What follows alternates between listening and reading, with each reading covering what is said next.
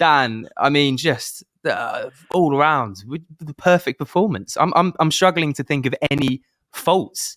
Our back four, superb. Bernd Leno, captain, another very, very solid performance. Didn't have to do an awful lot in fairness, but whenever he was called upon, he delivered. Just dominated this midfield, and some midfields in Spurs that contains just quality players. Can you think of a single fault in that performance? Because I certainly can't. I genuinely think the only fault you could pick out was that it wasn't 4 or 5-0. As genuinely as far as the only thing I could dig up, because we actually had chances to win by more. And, as problems go, it's not the biggest one in the world, is it? Just all, as you said, all over the pitch. And I was listening to, because I couldn't get enough of it this morning, I watched the extended Marco Silva post-match press conference, the instant reaction with Marco Silva, Rodrigo Muniz interview after the game, Jedi's interview after the game, and everyone was just saying, you can't pick out one person who was head and shoulders above the rest, because everyone was just such a top level. Both fullbacks, great going forward and defensively. The midfield trio were superb. And I said it on the quick take, when you compare our midfield to who we were coming up against, for them to come out on top against a midfield three of Bissouma, Sarr and Maddison is incredible. And that says a lot about how well they played. And then our front three were just so good and fun. Iwobi with that little bit of, that trickery. And I don't know, it's a languid style of skill. He goes past people without even looking like he's trying. It's I'm just going to shift it left, shift it right. Oh, I've gone past you. Sorry. And then Willian on the other side, sort of dazzling, and Rodrigo Muniz bullying. It was so good.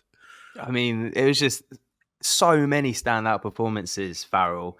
You go through our entire team, and it's you got Anthony Robinson, who's just put in a 10 out of 10, just bombing up and down that line, so solid, so resolute, so much skill. That ball for the first goal that Muniz tucked in was just, he had so much to do. And then you've obviously got Muniz getting a brace, Saka Lukic getting his first goal in a Fulham shirt.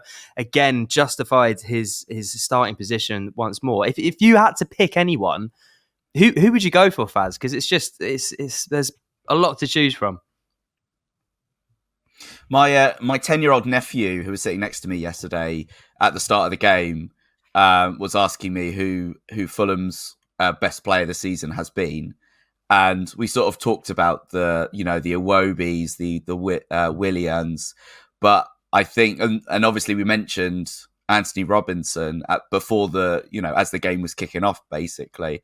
But if anything, that performance yesterday has really sort of cemented his place as a firm, probably the favourite to win player of the season so far. He was exceptional again yesterday.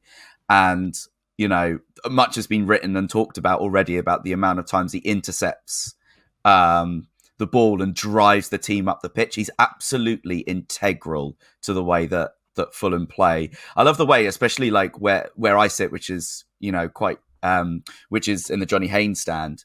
And you can see how the cogs are turning in his head. He reads the game so well that even before a player who is even thinking about passing it out wide, he's already on the move to intercept the pass even before it's made. He's just an exceptional footballing brain, coupled with all the attributes of a top player. And yesterday was a fine example of that.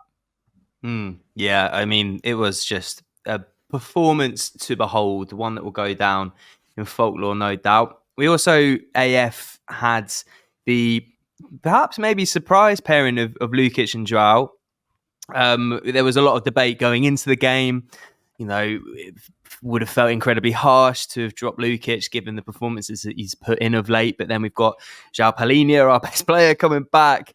Can the two play together? Are we going to see Harrison Reed in there? But ultimately, it was the Joao and Lukic pairing. And, I mean, boy, did it work, AF.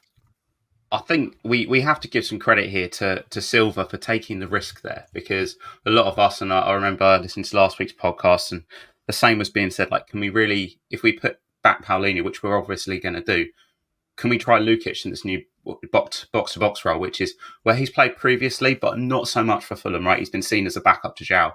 Can we really put him in that in a game against, as you say, that midfield three of Maddison, Sarr and Bissouma? like that's a pretty mad game to suddenly say, right, Lukic, come and let's step up to this. So I think we give massive credit to Marco for taking that risk. But then Lukic really took the ball by the horns. I said to my dad in the first 5 minutes of the game, I was like, look how high up Lukic is. He was basically next to Andreas Pereira, which helped us so much when it came to the press. I already noticed that like we were pressing them a lot higher up than we have probably any other team this season. And it helped with our game plan as well, because he was consistently coming back and supporting João Paulinho. But Paulinho is so good, but sometimes we ask him to do too much. Like I've noticed sometimes when Kearney's in the team, like he can go forward and then Kearney's not getting back, so João's just running left, right, centre, everywhere. And that's where it can seem a little bit erratic. What I noticed just from yesterday's performance was it kind of calmed him down a little bit, if that's even possible. A little bit, just so that midfield felt very balanced for the entirety of that game. But there were periods of the game where Tottenham did come very close. Obviously, James Maddison absolutely bodied Bernd Leno's water bottle. That was about a foot the other way, probably would have gone in. I mean, Werner sort of missed an open goal as well. They did kind of at times feel like they had that sort of like cursed in front of goal feel about them. Are we just being a little bit too Fulham centric, or could, if a few sort of marginal things went the other way, could it have been a lot tighter game? What do you reckon? Well, I think Robinson said in one of his post-match interviews that if they allowed it to get to 3-1, Marco Silva would have been absolutely apoplectic with the team about it. And that shows how much, desire and professionalism that Marco demands from this team, that like it's not just about the 3-0s, it's about actually putting in a match-winning performance week in, week out, regardless. We'd obviously got a bit lax towards, certainly towards the end when the game was kind of already won anyway. But yeah, you're right. There were a couple of like really good chances, but it was really good chances in a 5-10 minute spell out of the 90. At some point, this Spurs team are a good team, and it'd been even more unlikely they were not going to create a chance or two. But saying that, I mean, the loudest cheer I probably gave yesterday is when Paulinho scored the disallowed goal, because that was the point where I thought, oh God, it's safe now at 4-0. And then obviously it was disallowed. So that was slightly disappointing. But yeah, I mean, I think the one thing that we need to really show is that, yes, Spurs are a good team and they have demolished some really good teams this year and whatnot. But I feel like Marco just worked them out, really, especially breaking the press. Tottenham team, obviously, they're quite well documented in pressing high and with their high line. And Fulham said, okay, we'll just play a bit longer and then just have that huge gap you have in between your attack and defence, where they're basically playing with no midfield at all. And although Pereira was doing his wasteful best yesterday in large periods of the game, he was very, very good at finding little pockets of space, finding those sort of like little channels, those passing lanes that we were able to, some of the defenders like Tosin, some of Tosin's passing yesterday was excellent. Finding people like Pereira and finding people like Sasa Lukic to break that press. But when we couldn't find that way, they were choosing their moments to play it long up to Muniz. And yes, he might not have won the first ball, but a Fulham player was always there to try and pick up that second ball. And I thought that was absolutely key yesterday. I mean, Dan, were there any other sort of key battles, key areas, key elements of Marco Silva's tactical nous, other than the ones that Faz has just mentioned there, that you think this game was won yesterday? Yeah, I think Faz makes a great point there in that terms of that Andreas Pereira picking up pockets of space. I saw that too, and I think that sometimes I've been critical of him for not doing that, but he was very good at it. Both him and Lukic were always that option, and where the whole back four, actually, I was going to say Bassi and Tosin, but also Jedi and Castagna were all very brave in not panicking too early on in that Spurs press, because I think we've seen it at times. The game plan has been, if there's a team that presses high, Fulham will go long and try and hit Muniz and let him hold it up and not let the press affect them. But actually, I think he spotted an opportunity yesterday, Marco, to say, like, no, if we're brave and we just take a second longer to see if we can break it through short, simple passes instead of going long, then we've got a better chance of affecting them going forward. And Lukic and Pereira were great at that, picking up that ball. And there was just a number of times when, that like a 10-yard little inside pass goes from Tosin or Bassi and you're screaming like turn, because Andreas Pereira is picking up the ball and he's got no one within like 10 meters of him. And I think that was really important. I thought both centre-backs were superb defensively as well. And then I think the fullbacks quite rightly got so many plaudits, because defensively I thought they did very well. And when you consider the quality of player they were coming up against, I mean, like Kulusevski, Son, Brennan Johnson and Maddison, let's add him in there, so as a front four is really potent.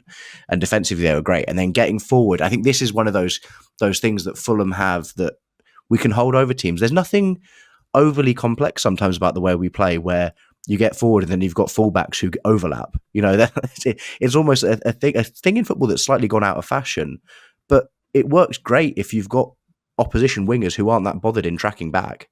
You know, if you've got opposition wingers who prefer to affect the game in the final third, then great, because Anthony Robinson is more than quick enough to get down the other end and then fly back and get back into position if it goes wrong. So his ability to just keep on getting up and down that flank was fantastic. I am not Pedro Porro's biggest fan. I think he's a good footballer going forward. I think he's really fallible defensively, and we really rinsed them down that flank at times and also down the right. I thought it was just those wide areas where Fulham were just better, and we know that if we can exploit those areas, we're really dangerous. And then you add in, you know, Robbo being able to find that quality of cross that sometimes he lacks, then I don't know how teams deal with that. You know, the only way that they can deal with that is by trying to stop Fulham playing out wide. And then that plays into our hands as well, because they've got no counter threat if they do win the ball back.